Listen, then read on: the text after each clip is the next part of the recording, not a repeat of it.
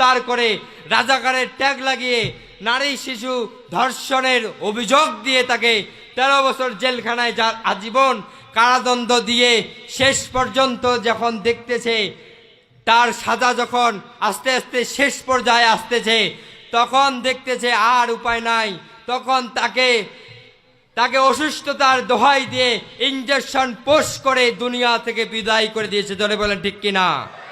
এই আল্লামা বলেছিল, ওই স্বৈরা শাসক তোমরা শুনে রাখো, তোমরা যদি আমার রক্ত যদি তোমরা জমিনে ঝরাও, আমার রক্ত ঝরার 1 বছরের মধ্যেই তোমরা এই বাংলার জমিন থেকে বিদায় হয়ে যাবে। আমরাও দেখতে পেয়েছি 23-এর 14ই আগস্টে এই স্বৈর শাসক আমাদের প্রিয় আল্লামাকে দুনিয়া থেকে বিদায় করে দিয়েছে।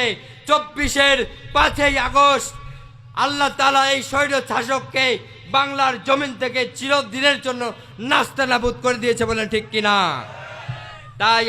তাই আমরা আশা রাখব, বিগত দিনে আমরা যা জুলুম নির্যাতন করেছি, আমরা যারা সামনে চিন্তা ভাবনা করতেছি, সামনে যাতে কোনো স্বৈরাচার, কোনো স্বৈরতন্ত্র আর যাতে বাংলার মসনদে বসতে না পারে, এদিক দিয়ে আমাদের প্রত্যেক মাসলাকের মানুষদেরকে, প্রত্যেক মাসলাকের মুসলিমদেরকে এক হতে হবে। জোর বলেন ঠিক কিনা? প্রিয় হাজিরিন, আজকেও যদি এই চরম মুহূর্তেও যদি আমরা দলাদলি করি, কে আওয়ামী লীগ করে, কে বিএনপি করে, কে জামাত ইসলামী করে, কে চরমনাই করে, কে পীরের মুরিদ, এগুলো নিয়ে যদি আমরা আজকে দলাদলি করি, আমার পীরের মুরিদের সংখ্যা বাড়াইতে হবে, আমার দলের সংখ্যা বাড়াইতে হবে, এই চিন্তা নিয়ে যদি আমরা আজকে থাকি, তাহলে বিগত 16 বছরের যে জুলুম নির্যাতনের শিকার আমরা হয়েছি, সামনের দিনে এর থেকেও চরম নির্যাতনের শিকার হতে হবে বাংলার মানুষকে। ধরবে ঠিক কিনা? তাই আমাদেরকে তৎপর থাকতে হবে। মাসলাক যার যার দিন ইসলাম, সবার একটু আওয়াজ দিয়ে বলেন, মাসলাক যার যার দিন ইসলাম সবার। আমাদের সামনের দিনে থাকতে হবে, আমাদের চিন্তা ভাবনা থাকতে হবে, একামতের দিনকে নিয়ে চিন্তা করতে হবে, ইসলামী খেলাফত ব্যবস্থাকে নিয়ে চিন্তা করতে হবে।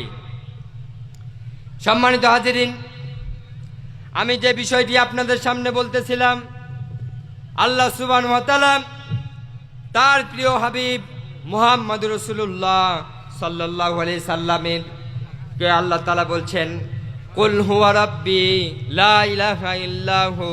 হে রাসূল, আপনি বলে দেন, ও পৃথিবীর মানুষ, তোমরা শুনে রাখো, হুয়া রাব্বি, তিনি আমার প্রতিপালক, তিনি আমার বিধানদাতা, তিনি আমার আইনদাতা, তিনি আমার রিজিক দাতা, তিনি আমার সব কিছু। অতএব তেনার আইন ছাড়া, তেনার বিধান ছাড়া আর অন্য কোনো আইনের আমি আনুগত্য করতে পারবো না। আর তোমরাও যদি ইসলাম গ্রহণ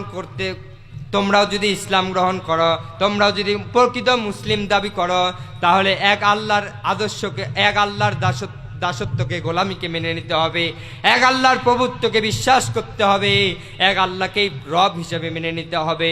অতএব পৃথিবীর তৈরি করা কোনো আইনের, কোনো মতাদর্শের অনুসারী হওয়া যাবে না, অনুসারী হতে হবে আল্লাহর কোরআনের। জলে বলেন ঠিক কিনা? প্রিয় হাজিরিন,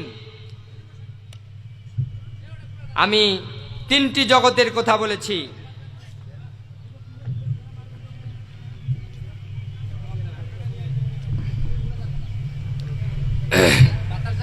তিনটি জগতের মধ্যে হলো আলমে আরওয়াহ, রুহের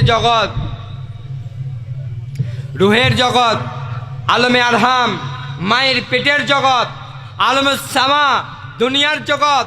এই 3টি জগতে আমরা যখন 3য় নম্বর জগতে আসলাম, আল্লাহ তাআলা আমাদেরকে জানিয়ে দিলেন, একমাত্র, কেবলমাত্র, শুধুমাত্র আমাকে পড়তে হবে, আমাকে শিক্ষা অর্জন করতে হবে, রবের নামে পড়তে হবে, আমাকে আমার রব সম্পর্কে জানতে হবে, তিনি আমাকে সৃষ্টি করেছেন, তার নামেই আমাকে পড়তে হবে। জরবেন ঠিক কিনা?